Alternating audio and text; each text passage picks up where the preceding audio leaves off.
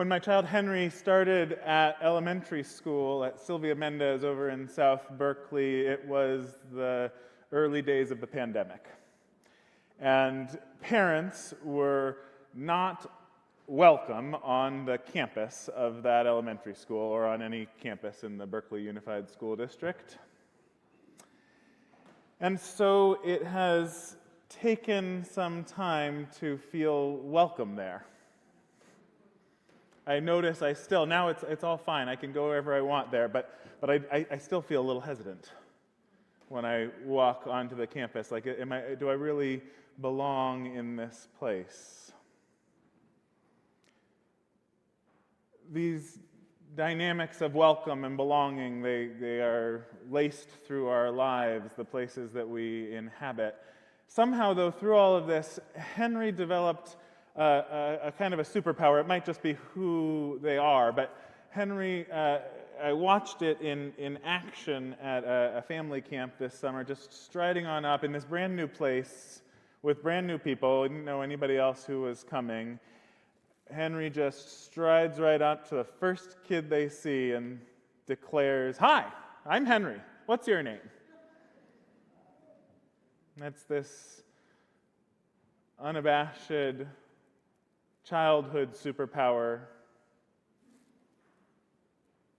Have you ever walked into a room and just immediately felt that sense of welcome? You just felt like the room was speaking to you, that, "Hi, I'm Henry, what's your name?" That sense of belonging. And how about the other way? Have you ever had the experience of walking into a room and you just kind of knew immediately you were not supposed to be there? Anybody have that one? A few nods. Yeah.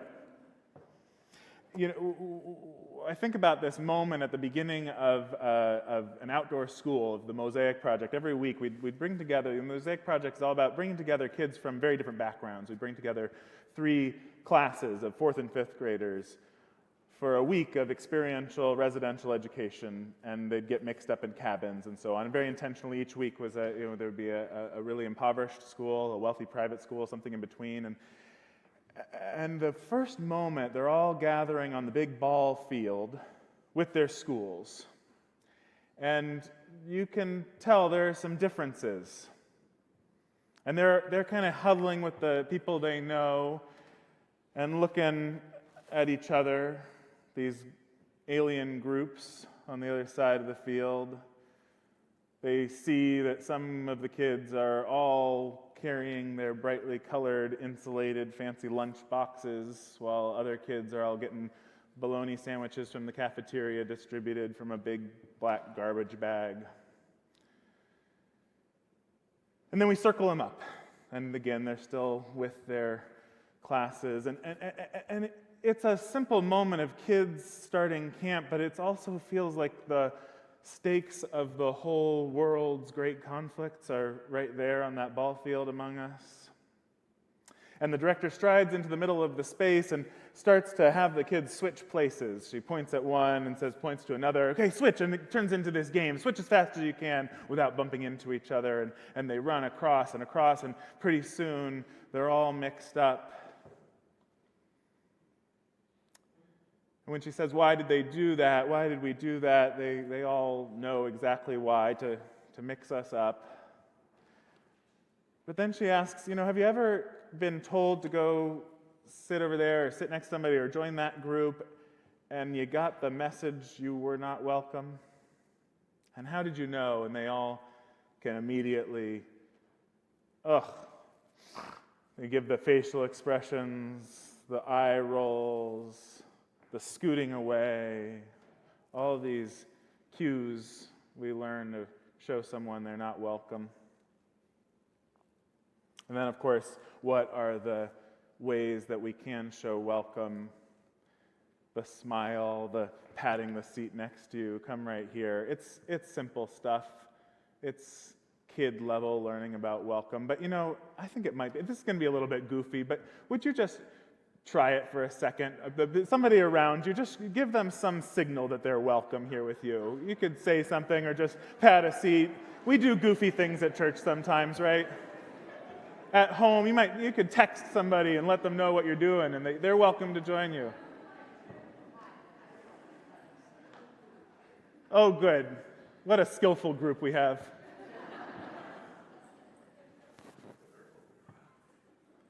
But, we do. We learn, most of us, how to give these polite signs of welcome, of acceptance. But we also all have in us that, other part, the part that wants to needle and push away, that older brother from the prodigal son story that I was mentioning last week, who just has his arms across his chest, says, "No, you screwed up.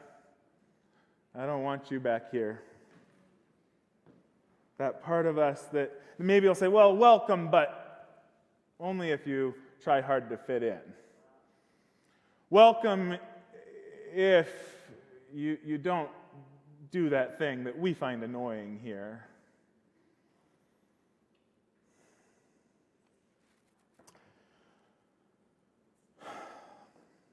There was a moment, I restrained myself this Sunday from giving you just a recap of all of my favorite moments of watching speeches this week.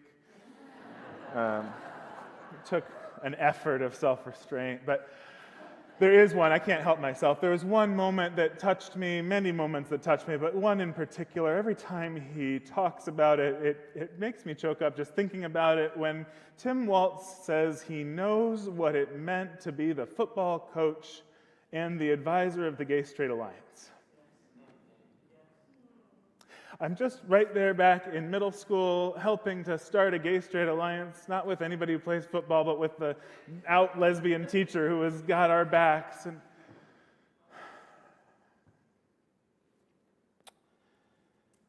at middle school, that room was a haven from a playground that felt dangerous week in and week out. I still can remember what it felt like in my body to stay at the edge of the playground and look out at this group of monsters, middle schoolers, in their cliques and this concrete ocean around us, not knowing if there was anywhere where I could belong, where I could fit in. Who were my people? Where would I be safe? How would I make it through this day, this lunchtime? Those questions, this who am I? Where do I belong? Where will I fit in? How am I going to be okay? This is the questions that Denise Levertov names in a poem that Catherine J. shared with me. It's called A Gift. Just when you seem to yourself nothing but a flimsy web of questions. Just when you seem to yourself nothing but a flimsy web of questions, you are given the questions of others to hold in the emptiness of your hands. Songbird eggs that can still hatch if you keep them warm. Butterflies opening and closing themselves in your cupped palms, trusting you not to injure their scintillant fur, their dust. You are given the questions of others as if they were answers to all you ask. You are given the questions of others as if they are the answers to all you ask. Yes, perhaps this gift is your answer.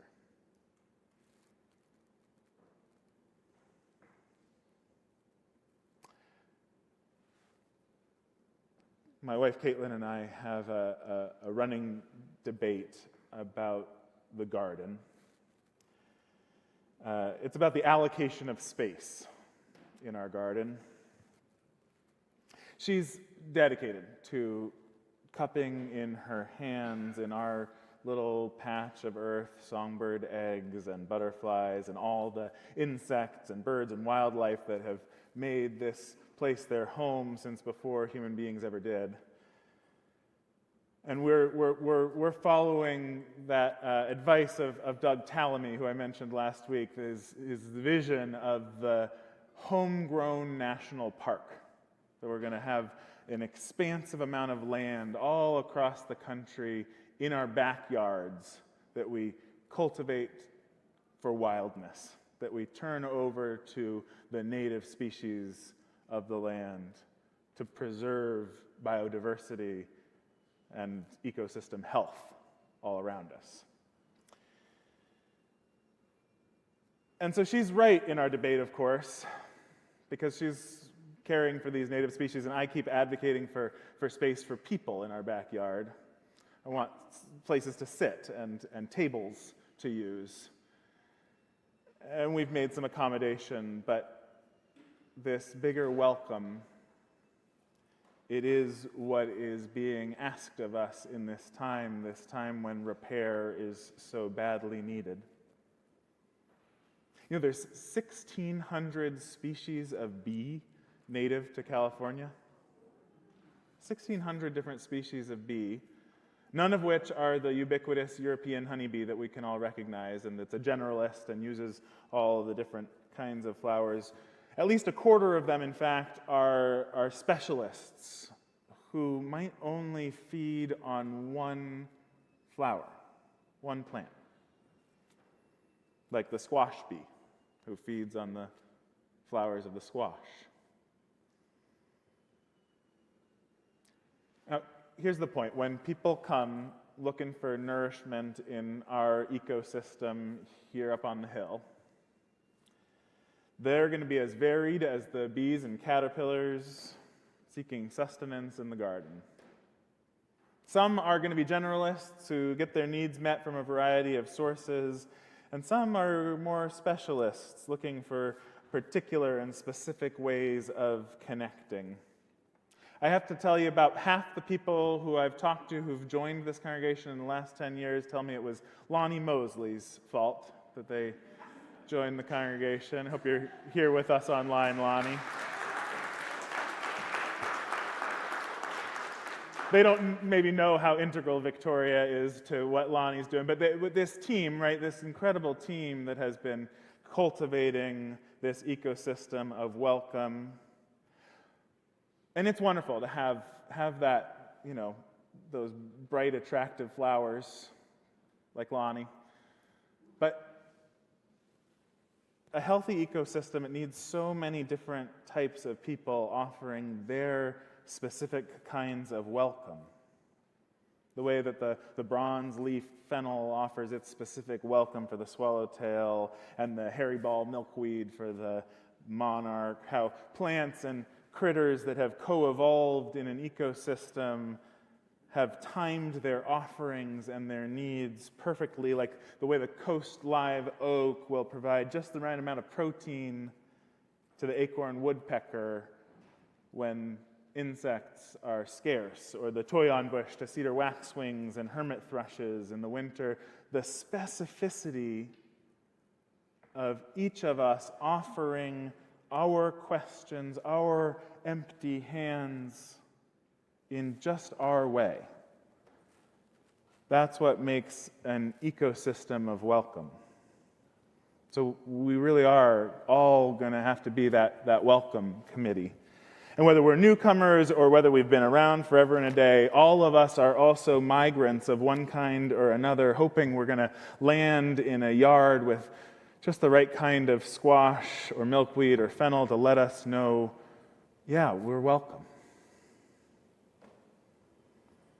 Now, I've heard stories at every church I've been a part of, including this one, including over the last year, of two ways that people interact that, they undermine that ecology of welcome. Maybe you've seen this. The first one is coming on too strong. Particularly likely to afflict younger species that look for sustenance at a church, or introverts.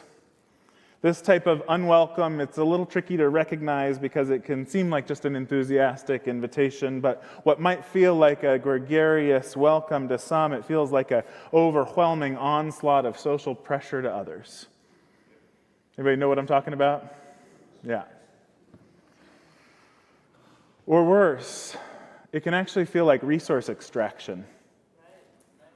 Like, you're young, or you've got more melanin than most of the folks around here, or you have children.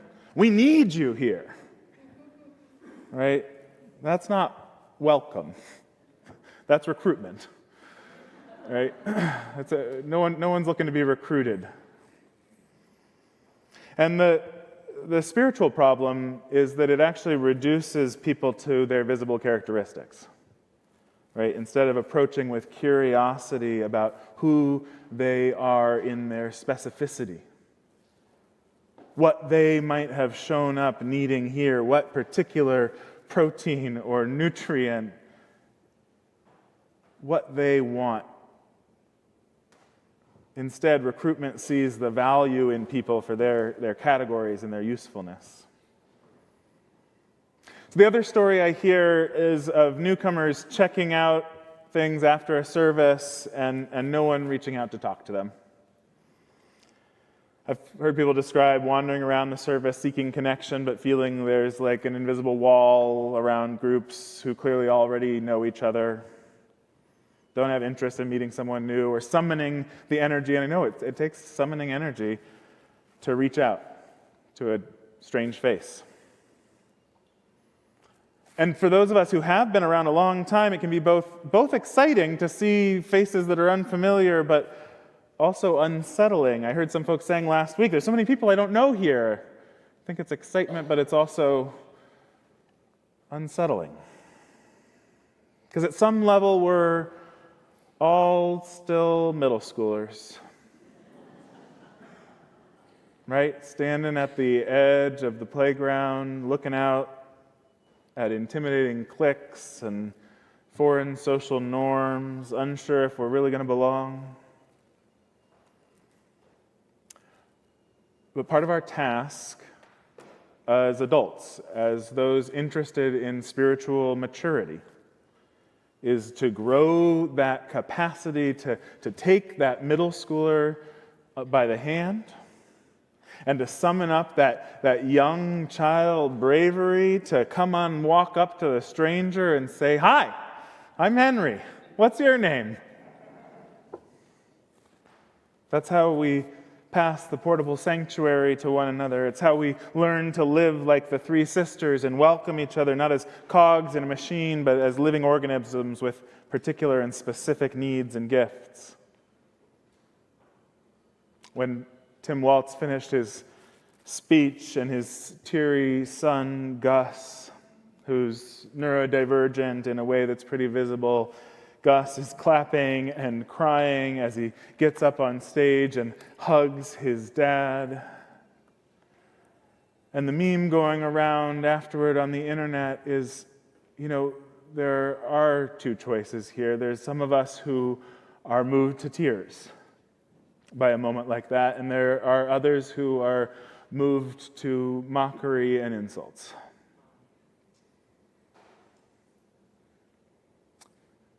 We know in this community we do share the values that bring us to be moved in a moment like that. But we also, I think, are still learning what it means to really offer a welcome that would be the welcome needed for someone like Gus and his family. The specificity, the particularity of what it would mean to really invite and enfold them in our community. And whether it's Gus or anyone else, whatever the specific needs are, the question is, can we get curious enough to see the actual person, to notice and navigate with a nimble awareness the details of what this unique creature before us actually might need to be welcome? To remember you are given the questions of others as if they were answers to all that you ask. We are, all of us, migrants in some way, hoping to land in a welcoming habitat. And together, we can all be a garden that says, yes, we will make room for it all. May it be so, and amen.